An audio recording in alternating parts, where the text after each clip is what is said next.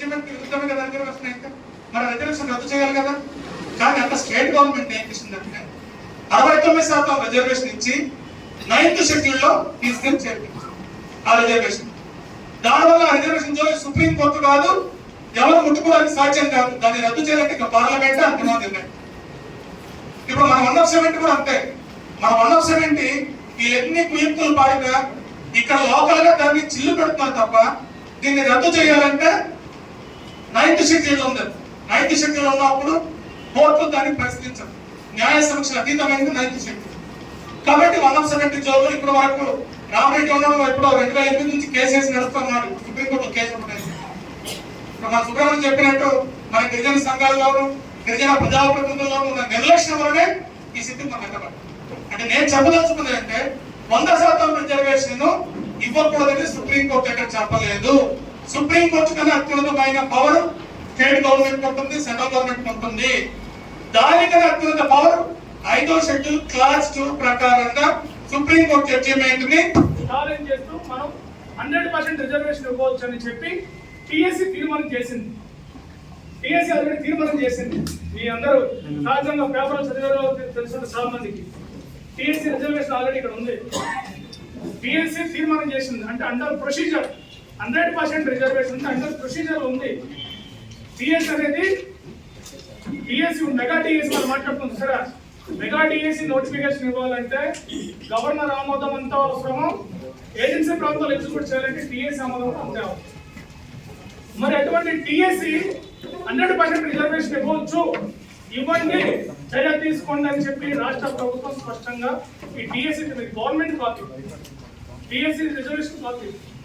అంటే procedure pending లో ఉంటే ప్రభుత్వం ఎలాగో మెగా టీఎస్సీ నోటిఫికేషన్ ఇస్తుంది. ఇది ఇప్పుడు మనకు వచ్చింది. గవర్నమెంట్ గిరిజన హక్కులను చట్టాలు రక్షించాలని రాజ్యాంగ ప్రకారంగా ఏర్పడిన టీఎస్సీ ఒక తీర్మానం చేసి గవర్నమెంట్ ప్రొసీజర్ లో ఉన్నప్పుడు గవర్నమెంట్ దీని మీద కొట్టేమను. టీఎస్సీ ఇచ్చిన తీర్మానం చాలా వెనుక గవర్నమెంట్ కొట్టేమను, కొట్టేసి నోటిఫికేషన్ ఇవ్వడం తప్పలేదు. దీన్ని కొట్టలేదు, దీన్ని అవేర్నెస్ లో పెట్టి దీని మీద చర్య తీసుకోకుండా దీని మీద నిర్లక్ష్యం వహించి ఈరోజు నోటిఫికేషన్ ఇవ్వడం అంటే ఆదివాసులను అవమానపరచడం, ఆదివాసుల ఆత్మగౌరవాన్ని కించపరచడం.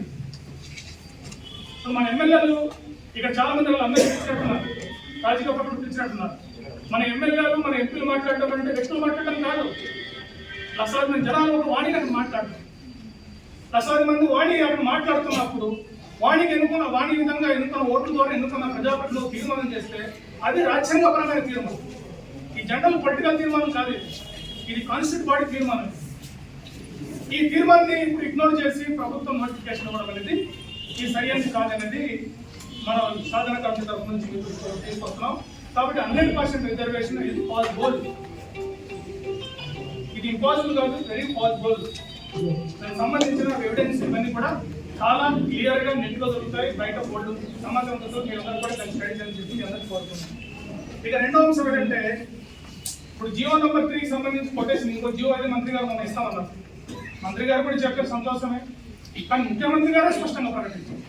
మనం 2 రోజులు బంద్ చేసినప్పుడు కూడా మేము 100% జోలిగలం, త్వరలో మీకు జియో నెంబర్ 3 ఇచ్చేస్తాం, మీరందరూ ఫిక్ర్ చేసుకోవాలి. అది కాకుండా ఇంతకు ముందు ఆదివాసీ దినోత్సవం 9వ తేదీన ఎలక్షన్ కూడా ఉంది, ఎమ్మెల్సీ ఎలక్షన్ కూడా ఉంది, లేకపోతే మేము కూడా ఇచ్చేస్తామని చెప్తాం. ఎలక్షన్ కూడా ఉంది, రేపు పక్క ఎల్లుండి ఇస్తామనుకున్నాం. ఇప్పుడు కూడా మన గవర్నమెంట్ మీద ఇది అగెనిస్ట్ కాదు. గవర్నమెంట్ ఒక చర్య ఆదివాసులకు వ్యతిరేకంగా ఉంది కాబట్టి పరిశీలించండి కోరడం కోసమే ఈ మీటింగ్ వ్యవహారం అంతా. గవర్నమెంట్ యాంటీగా కొట్టడం కోసం కాదు.